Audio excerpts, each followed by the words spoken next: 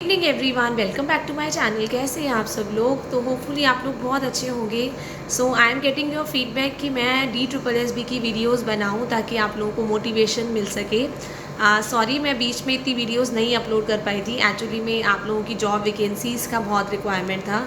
So first of all video से पहले मैं आपको यही बोलूँगी, जितने भी एस्पिरेंट्स हैं जो DSSB के लिए, PGT के लिए, TGT के लिए और PRT NTT के लिए प्रिपेयर कर रहे हैं, सो अपनी प्रिपरेशंस आप ऑनगोइंग रखिए। उनको कहीं पे भी आपको रोकना नहीं है। एज़ हमारे एग्ज़ाम्स डेफिनेटली होंगे, इसी साल होंगे और नवंबर तक ही होंगे। आई नो कि जब तक एग्ज़ाम डेट्स नहीं आती हैं, जब तक हमारा एडमिट कार्ड नहीं आता है, हमारे मन के अंदर कई बार पढ़ने की जो बोलते हैं ना कि इच्छा होती है, बिल्कुल ख़त्म हो जाती है। एंड कई बार कुछ कैंडिडेट्स ऐसे होते हैं कि सिलेबस पूरा कंप्लीट कर करके बैठे होते हैं, उसके बाद उनका मन करता है कि अब रिवीजन नहीं करना है। आई मीन जोश नहीं आता है बेसिकली कुछ और कुछ होते हैं कि अभी डेट नहीं आई है तो कुछ हैप्पी हो रखे होंगे कि क्योंकि उन्होंने प्रिपरेशन ही अभी 15-20 दिन पहले, 1 महीना पहले स्टार्ट करी होगी, तो उनके लिए तो बहुत एडवांटेज है क्योंकि हमारी जो एग्ज़ाम डेट्स हैं और 15-20 दिन डिले हो गई हैं। एज़ यू नो, हमारा जो लास्ट एग्जामिनेशन कैलेंडर आया था that is issued by DSSB, वो 10 जून को आया था और वो 7 जुलाई से आपके एग्ज़ाम्स थे। मतलब ऑलमोस्ट आप माने तो 25 दिन से लेके 1 महीने तक के गैप के अंदर 1 महीना पहले आप लोगों को पता लग जाता है कि हमारी इस डेट को एग्ज़ाम है। तभी और डेफिनेटली पता भी लगना चाहिए क्योंकि मुझे लगता है कि 1 महीना तो चाहिए ही होता है किसी भी कैंडिडेट को अपनी गवर्नमेंट जॉब के लिए प्रिपेयर करने के लिए। तो अभी आज हमारी 16 जुलाई हो गई है और अभी तक कोई DSSB के एग्ज़ाम कैलेंडर का पता नहीं है। बट ऐसा बिल्कुल मत सोचिए कि एग्ज़ाम कैलेंडर नहीं आएगा। कल मुहर्रम की आपको पता है ऑफ है, लेकिन 3-4 दिन या 1 हफ्ते के अंदर अंदर डेफिनेटली आप लोगों का एग्ज़ाम कैलेंडर रिलीज़ कर देगा DSSB। बट येस, इतना तो आप लोगों को कंफर्म मैं कह सकती हूँ कि 15 अगस्त तक तो कोई भी आपका एग्ज़ाम नहीं होने वाला है, क्योंकि 1 महीना अगर हम 16 तारीख से माने तो 1 महीने के बाद 16 अगस्त, येस हो सकता है 15 अगस्त के बाद 16 अगस्त से ही आपके एग्ज़ाम स्टार्ट हो जाएँ।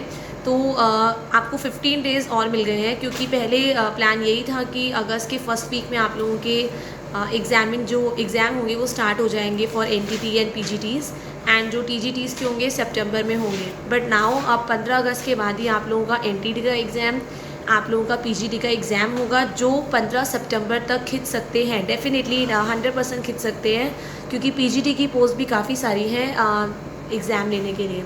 नाउ नेक्स्ट TGT वाले जितने भी प्रिपेयर कर रहे हैं, मैं बोलूँगी PGT वालों को तो थोड़ा सा और एडवांटेज मिल गया है। 15 दिन और हैं आपके पास रिवीजन के लिए। अपनी रिवीजन में कोई भी बिल्कुल भी कमी मत छोड़िए, अपनी तरफ से बेस्ट दीजिए, बाकी गॉड पे छोड़ दीजिए क्योंकि luck always matter along with your hard work. And thirdly, हमारा जो TGT की एग्ज़ाम डेट्स है ये भी डेफिनेटली 15 सितंबर के बाद ही आप लोगों के TGT के एग्ज़ाम होंगे और वो डेफिनेटली अक्टूबर तक खिंचेंगे, डेफिनेटली खिंचेंगे। बट येस, अक्टूबर तक आप लोगों के 31 अक्टूबर और नवंबर तक आप लोगों के 99-100% इवन कि सारे के सारे एग्ज़ाम हो जाएंगे क्योंकि DSSB नवंबर के बाद दिसंबर, जनवरी, फरवरी में कोई भी एग्ज़ाम नहीं लेता है बिकॉज विंटर्स आ जाती हैं। एंड इसका जो ड्रेस कोड होता है DSSB का बहुत ज़्यादा स्ट्रिक्ट होता है। लाइट कलर क्लोथ्स होते हैं, हाफ स्लीव्स होती हैं, and which are not possible in the month of December, January and February. तो आप बिल्कुल निश्चिंत होकर अपनी पढ़ाई करिए। ऐसा नहीं सोचिए कि हमारा एग्ज़ाम कब होगा। एग्ज़ाम की जब डेट आ जाएगी तो आप लोगों को पता भी नहीं लगेगा कि एग्ज़ाम हमारे सर पे आ गया है, और तब हमें कई बार क्या होता है, हमारे हाथ पैर इतने फूलने लग जाते हैं। एटलीस्ट मैं अपनी बात करूँ तो मैं एडवांस में ही, अपने स्कूल टाइम से ही एडवांस में ही पढ़ाई करके रखती थी। एग्ज़ाम आने के बाद तो मेरे को नहीं होता था, उस टाइम पे मुझे रिवीजन मोड में ही आ जाती थी मैं। तो आप लोगों को भी मैं यही बोलूँगी, अपनी हिम्मत बिल्कुल भी मत हारिए, अपनी पढ़ाई को बिल्कुल आप इस चीज़ को एक फ़ायदा, एक एडवांटेज की तरह लीजिए कि अगर 15 दिन और मिल गए हैं तो मैं क्या चीज़ अच्छे से और रिवाइज़ कर सकता हूँ, कहाँ मेरे कंसेप्ट वीक हैं, मैथ्स का बहुत प्रॉब्लम है, GK का बहुत प्रॉब्लम है। आप इन चीज़ों के लिए आप अपने आप को अपना टाइम डिवोट कर सकते हैं। तो अपना मॉरल आपको बिल्कुल डाउन नहीं करना है। एग्ज़ाम डेज डेफिनेटली आ जाएंगी, और जब भी आपको डीमोटिवेट फील होना, आपका पढ़ने का बिल्कुल मन ना करे, डेफिनेटली होता होगा, मेरे साथ भी होता था। एंड कई बार हम लोग 4-4, 5-5 दिन का जो गैप बना लेते हैं ना, जिसमें हम ऑफकोर्स हम अगर हम माने तो हम 20-25 घंटे पढ़ सकते थे। आप उन 4-5 दिन को 20-25 घंटे के कंपेयर करें कि आप एक दिन में अगर 6-7 घंटे पढ़ाई करते हैं तो 4 दिन में आपने 28 घंटे ख़राब कर दिए। ऐसा बिल्कुल मत सोचिए। इसीलिए कंसिस्टेंसी, मतलब कंटिन्यूअसली पढ़ाई आपके लिए बहुत इंपॉर्टेंट है, क्योंकि अगर हम एक बार गैप कर देते हैं पढ़ाई से, उसके बाद दोबारा बुक्स खोलने का बिल्कुल भी मन नहीं करता है। कितना भी पढ़िए, 2 घंटे पढ़िए, 3 घंटे पढ़िए, पर अपनी बुक्स को अपने आप से दूर मत करिए। उसको अपनी बोलते हैं विसिनिटी में रखें। विसिनिटी मतलब ऐसी जगह पे रखिए जहाँ पे वो बुक आपको बार बार दिखती रहे, क्योंकि जब वो बुक दिखती रहती है ना, हमारे अंदर कहीं ना कहीं टेंशन रहती है कि हाँ ये मेरा वेट कर रही है, डेफिनेटली लगता है। तो इसीलिए अपनी बुक्स को कहीं पे उठा के मत रखिए। जिस चीज़ की भी, जिस भी सब्जेक्ट की, चाहे आप पेपर 1 की प्रिपरेशन किसी भी चीज़ की कर रहे हैं या पेपर 2 की प्रिपरेशन कर रहे हैं, अपनी बुक्स को अपने आसपास स्टडी टेबल पे रखिए, ताकि आते जाते आप लोगों को पता रहे कि येस मुझे इसको पढ़ना है, अभी नहीं तो 2 घंटे के बाद पढ़ना है। बट प्रायोरिटी अपनी बुक्स रखिए। थोड़ा 1 घंटे के बाद अगर आप लोग बचे कुछ काम करते हैं, अगर आप 1 घंटा मॉर्निंग के, मैंने बताया था सुबह के 1 डेढ़ घंटा अगर आप थोड़ा पढ़ाई कर लेते हैं, तो घर के बाकी कामों में भी, अगर आप वर्किंग हैं, स्कूल में जाते हैं, जॉब कर रहे हैं, उन कामों में भी आपका बहुत ज़्यादा मन करता है। और जिस टाइम पे भी आपको थोड़ा लो फील हो कि अब मेरा पढ़ने का मन नहीं कर रहा है, तो अगर आपको मोटिवेट होना हो ना, तो अपनी ज़िंदगी का जो सबसे बुरा वक्त होता है ना, जब आपके बारे में किसी ने बहुत कुछ बुरा बोला हो, चाहे आपके मतलब किसी ने बहुत इंसल्ट करी हो, चाहे आपके फादर हो, चाहे मदर हो, चाहे आपके हस्बैंड हो, चाहे आपके वाइफ हो, चाहे आपके बच्चे क्यों ना हो, आपके mother in law, father in law, जिस भी टाइम आप लोगों की सेल्फ रिस्पेक्ट होती है, हमारा आत्मसम्मान किसी ने अगर हर्ट किया होता है, आप उस वक्त को याद कर लेना, उस इंसल्ट को याद करने ला, अपने आप आपको मोटिवेशन मिलेगी बुक्स पढ़ने की। मैं ये बिल्कुल नहीं बोलूँगी कि everyone will get the government job, ऐसा बिल्कुल भी नहीं है।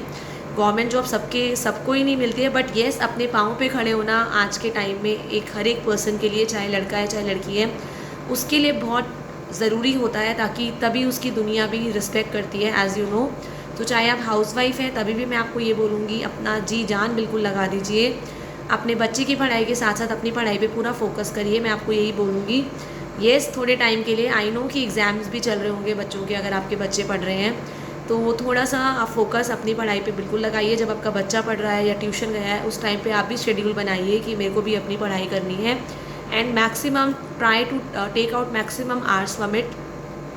मैंने आपको टाइम टेबल भी बताया था, आप मेरी पीछे की वीडियोस जाके देख सकते हैं किस तरह मैं अपने लिए टाइम निकालती थी, क्योंकि जब मैं डी ट्रिपल एस बी के लिए प्रिपेयर कर रही थी, तो मैं उस टाइम पे जॉब भी कर रही थी, एंड साइड बाई साइड मेरा प्रिपरेशंस भी चल रही थी। येस मैं 5 से 6 घंटे ही पढ़ पाती थी, इससे ज़्यादा टाइम नहीं मिल पाता था, बट येस क्योंकि हम जॉब कर रहे होते हैं, तो काफ़ी सारी प्रिपरेशंस जो होती हैं हमारी स्कूल में ही हो जाती है। बट येस जब भी मेरे टर्मिनल एग्ज़ाम होते थे, मैं उस चीज़ का फ़ायदा, क्योंकि 3 घंटे ड्यूटी के अंदर घूमना, खाली घूमना मेरे लिए बहुत मुश्किल होता था, तो मैं हमेशा अपनी कोई भी NCERT अपने सब्जेक्ट की, पेपर 2 के लिए मैं अपने सब्जेक्ट की, जैसे माई सब्जेक्ट इज़ साइंस, वो मैं बुक अपने पास रखती थी, और 3 घंटे के अंदर अंदर मैं आधी बुक ख़त्म कर देती थी। मतलब मेरा पहले से टारगेट होता था कि अगले दिन अगर मुझे 3 घंटे ड्यूटी करनी है, तो मैं उधर क्या करूँगी, तो मैं वो बुक लेके जाती थी, और एक दिन 6th की बुक, एक दिन 7th की, एक दिन 8th की, 9th की, 10th की, इस तरह से मैं 6 to 8, 6 to 9 तो काफ़ी चीज़ें मैं स्कूल में ही कवर कर चुकी थी। एंड देन बिकॉज हम लोग 9, 10 तो पढ़ाते ही हैं, तो स्कूल में काफ़ी अच्छी रिविजन्स हो जाती है, काफ़ी अच्छी प्रिपरेशन हो जाती है। तो अगर आप TGT के लिए प्रिपेयर कर रहे हैं, तो 6 to 10 आप लोगों को अपना बेस रखना है। 6 to 10 की जब आप NCERT की बुक्स कर लेंगे, आप ये मान लीजिए कि आपका 50% सिलेबस तो पूरा कंप्लीट हो गया है। बात रही सिर्फ 50% की, आई नो 11-12 का सिलेबस बहुत ज़्यादा हार्ड है, बहुत ज़्यादा वास्ट है, प्रॉब्लम्स भी आ रही होंगी, कंसेप्ट हम भूल गए होंगे, बट येस मैंने आपको बताया था, जब भी आप पढ़ने बैठे अपने हाथ में हाईलाइटर ज़रूर रखें। नोट्स नहीं बनाए हैं तो अब छोड़ दीजिए, मत बनाइए, बट येस कुछ इंपॉर्टेंट ऐसे वर्ड्स आते हैं कई बार जो हम भूल जाते हैं, तो उसको एक रफ़ डायरी अपने पास रखिए, ताकि उन वर्ड्स को आप लिखते रहें। जब उन वर्ड्स को लिखते रहेंगे ना, लिखना बहुत ज़रूरी है, क्योंकि जब हम लोग सिर्फ रीडिंग कर रहे होते हैं मन के अंदर, तो हमारी दिमाग के अंदर बहुत सारी चीज़ें आती हैं, कभी घर का काम आता है, कभी स्कूल का क्वेश्चन पेपर का काम आता है, चेकिंग का काम आ जाता है, बच्चों की पढ़ाई का काम आ जाता है। बट जब हम लोग लिखते हैं ना, हमारा जो दिमाग होता है वो पूरा एक्टिव रहता है कि हम क्या लिख रहे हैं। तो इसलिए जो भी करें लिख कर करें, ताकि आपका दिमाग कहीं पे भी डाइवर्ट ना हो। एंड अपने पेपर 1 और पेपर 2 को आपको इक्वल टाइम देना ही देना है। अगर 6 घंटे पढ़ रहे हैं, तो 6 घंटे में से 3 घंटे पेपर 1, 3 घंटे पेपर 2, जिसमें से मैथमेटिक्स आपको 1 से सवा 1 घंटा रोज़ करनी है। कोशिश करिए रोज़ एक टॉपिक को ख़त्म कर दें। ख़त्म करने का मतलब, अगर टाइम एंड वर्क लिया है कंसेप्ट के साथ, 15-20 क्वेश्चंस उसको करिए। शॉर्ट ट्रिक्स के लिए मैंने आपको चैनल बताया था, that is very very good. अगर शॉर्ट ट्रिक्स का आपको चैनल देखना है, लेकिन हर एक चीज़ मैथ्स कर रहे हैं तो पहले आपको लॉन्ग मेथड, उसका कंसेप्ट जानना बहुत ज़रूरी है, तभी शॉर्ट ट्रिक्स पे आएँ, अदरवाइज़ आप भूल जाएंगे। क्योंकि अगर एग्ज़ाम में शॉर्ट ट्रिक बोलते हैं, तो एटलीस्ट आपको कंसेप्ट क्लियर होगा, तो कहीं ना कहीं से आप आंसर निकाल लेंगे। सेम इंग्लिश के लिए आप लोग बोल रहे थे, तो डियर सर पे बेसिकली इंग्लिश और मैथ्स की क्लासेस होती हैं। इंग्लिश की क्लासेस भी बहुत अच्छी हैं, एक बार आप ट्राई करके देखिए। मेरा खुद का एक्सपीरियंस है, अगर आप लोगों को अच्छी लगी तो डेफिनेटली मुझे आप बताना कि आपको वो चैनल पसंद आया। जीके के लिए मैंने आपको बताया crazy GK tricks is a good channel, best channel. Political science के लिए मैं आप लोगों को बता चुकी हूँ, फिनोलॉजी चैनल है by Priya Jain. Then we have NCERT Mantra. मतलब आपको एक टॉपिक जीके का जो सिलेबस है ना, इट इज़ वेरी वास्ट, तो आपको एक ही चीज़ में नहीं मिलेगा, एक ही चैनल पे नहीं मिलेगा। कोई पॉलिटिकल साइंस पढ़ा रहा है, कोई इकोनॉमिक्स पढ़ा रहा है, कोई ज्योग्राफी पढ़ा रहा है, तो इसीलिए। बट येस, जीके ट्रिक्स में आपको ज्योग्राफी, पॉलिटिकल साइंस सारी चीज़ें मिल जाएंगी। पर जब भी आप लोग पढ़ेंगे, अपने पास जीके के लिए एक पर्सनल सेपरेट रजिस्टर ज़रूर बना के रखें, क्योंकि काफ़ी सारी चीज़ें ऐसी है जो बहुत इंपॉर्टेंट है, जो आपको करनी है, उनका लिखिए। क्योंकि एग्ज़ाम टाइम पे जब आप रिवीजन मोड में आएंगे ना, तो आप इन चैनल्स को नहीं पढ़ पाएंगे। येस, ल्यूसेंट के लिए आपने पूछा था, ल्यूसेंट की बुक भी बहुत अच्छी है। ऑलमोस्ट 90% सिलेबस जो है उसमें कवर हो रहा है। अगर आप वो ले सकते हैं तो डेफिनेटली अभी भी टाइम है। एटलीस्ट टीजीटी वालों के लिए तो अभी भी 1.5-2 महीने का टाइम है, तो आप लोग ले सकते हैं, तो डेफिनेटली लीजिए। पर इस बार इस मौके को अपने हाथ से मत जाने दीजिए। आप डेफिनेटली कर सकते हैं, अगर मैं कर सकती हूँ तो आप भी कर सकते हैं। ऐसा नहीं है, जब मेरा नहीं हुआ था सिलेक्शन, मैं भी ऐसा सोचती थी कि मेरा नहीं होगा। बट येस, ऐसा कुछ नहीं है कि गवर्नमेंट जॉब के लिए बहुत ज़्यादा पापड़ बेलने पड़ते हैं।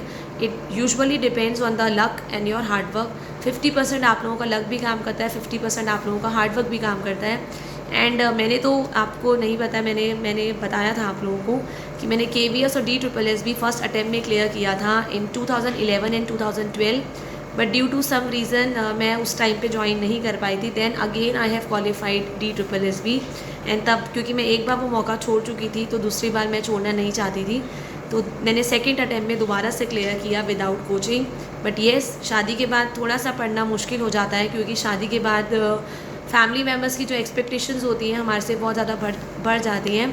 तो जितने भी फ्रेशर्स हैं, अगर आप लोगों की शादी नहीं होती है, अब नई शादी नहीं हुई है, नए टीचर्स बने हैं, तो कोशिश करिए अगर आप अपने पेरेंट्स के घर पे हैं, शादी से पहले ही अपना एग्ज़ाम को क्लियर करके जाएँ, चाहे वो लड़का है चाहे लड़की है, ताकि बाद में आप लोगों को किसी चीज़ का अफसोस ना हो कि हमारा मैरिज की वजह से, या घर वालों की वजह से, या घर के काम की वजह से, बच्चों की वजह से हमारा जो है एग्ज़ाम क्लियर नहीं हो पा रहा है, क्योंकि इतनी सारी रिस्पॉन्सिबिलिटी है। एंड आई नो फ्रस्ट्रेशन भी बहुत होती होगी, गुस्सा भी बहुत आता होगा। मुझे भी ऐसा होता था जब मैं पढ़ाई नहीं कर पाती थी और डेफिनेटली बुक्स मेरे सामने रखती थी मैं, तो मैं नहीं पढ़ पाती थी, तो मुझे गुस्सा भी आता था। बट फिर भी मैं कहीं ना कहीं कुछ ना कुछ करके मैनेज करती थी, स्कूल में मैनेज करती थी। एंड आप लोग बोलेंगे स्कूल में भी इतनी सारी चीज़ें हैं, चेकिंग नहीं करने देते हैं। आई नो प्राइवेट स्कूल्स का प्रेशर, आई नो, मैंने 10-12 साल पूरा प्राइवेट स्कूल्स में जॉब किया है, और बहुत अच्छे स्कूल में जॉब किया है, तो आई कैन अंडरस्टैंड। बट तभी भी मैं आप लोगों को ये बोलूँगी, हार मत मानिए, ये आपकी लड़ाई है, आपको खुद लड़नी है। एंड नेगेटिव लोगों से दूर रहिए, जो लोग आप लोगों को बोलते हैं कि तेरे बस की नहीं है। मेरे आई नो कि मैं आप लोगों के कमेंट्स पढ़ती हूँ कि तुझसे नहीं होगा, गवर्नमेंट जॉब लेके क्या उखाड़ लोगे, तो सारी चीज़ें आप लोग बोलते होंगे। आपको इस टाइम पे साइलेंट रहना है, अपने आप दिमाग को न्यूट्रल रखना है, एक कान से सुनना है, दूसरे कान से निकालनी है। बट येस, अपने पाथ पे, अपनी राह पे आपको सिर्फ चलते जाना है। एंड आप लोगों की जो सक्सेस होगी वो आप लोगों का जवाब देगी। सक्सेस का मतलब बिल्कुल भी ये नहीं है, अपने दिमाग में प्रेशर मत बिल्कुल बनाइए कि इस बार गवर्नमेंट जॉब नहीं लगी तो मेरा क्या होगा। नहीं, अपने आप के अंदर ये मोटिवेशन लाइए कि मुझे बस इंडिपेंडेंट होना है, चाहे मैं प्राइवेट जॉब करूँ, चाहे मैं गवर्नमेंट करूँ, बट येस, मैं किसी पे भी डिपेंडेंट ना हूँ फॉर एनीथिंग। मैं अपने पैसों के लिए मैं अपनी मर्ज़ी की मालिक हूँ। एंड एक्चुअली दीज डेज़ आपको पता है, जो बच्चे हैं, चाहे हस्बैंड है चाहे वाइफ है, अगर आप कमाते हैं तभी आप लोगों की वैल्यू होती है। तो बस मैं ये चाहती हूँ कि आप अपनी वैल्यू बनाएं, चाहे गवर्नमेंट जॉब से बनाएं चाहे प्राइवेट से बनाइए, बट अपनी वैल्यू बनाइए। एंड टिल अगर आपको फिर भी मेरी किसी भी चीज़ में ज़रूरत है, अगर आप लोग चाहते हैं कि मैं अगेन आप लोगों के लिए टाइम टेबल लेके आऊँ, या मैं अपना टाइम टेबल शेयर करूँ, तो डेफिनेटली आप मुझे बता सकते हैं इन द कमेंट सेशन, मैं डेफिनेटली बताऊँगी। येस डियर, जितने भी TGT नेचुरल साइंस वाले कैंडिडेट्स हैं, आई नो आपने मुझे कहा था मैं बायोलॉजी के इंपॉर्टेंट टॉपिक्स जो न्यू ऐड हुए हैं कहाँ से करने हैं वो बताऊँ, तो मैं नेक्स्ट वीडियो में डेफिनेटली कोशिश करूँगी एज सून एज़ पॉसिबल कि मैं आपको बता सकूँ कि आप कहाँ से टॉपिक्स प्रिपेयर कर सकते हैं, साइंस की प्रिपरेशन कैसे कर सकते हैं, प्रीवियस ईयर्स कहाँ से कर सकते हैं, कौन सी बेस्ट बुक्स हैं, कौन से बेस्ट चैनल्स हैं। डेफिनेटली मैं नेक्स्ट वीडियो में लेके आऊँगी। So till the time, thank you everyone, have a nice day.